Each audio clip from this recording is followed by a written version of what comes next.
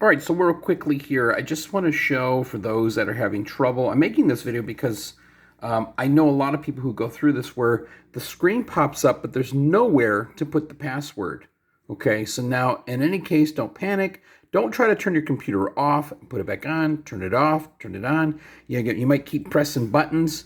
Don't do that either. The best thing I can tell you is this, is if you do this one method, you'll get it going. You'll see the password little box there that you can put your password in.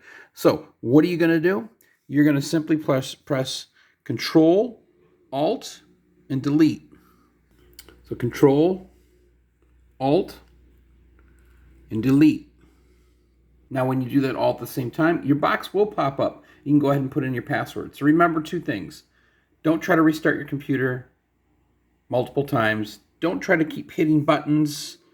Try to press Control, Alt, Delete, and then you're going to be prompted right to the screen here where you can put in your password. Hopefully that helps out.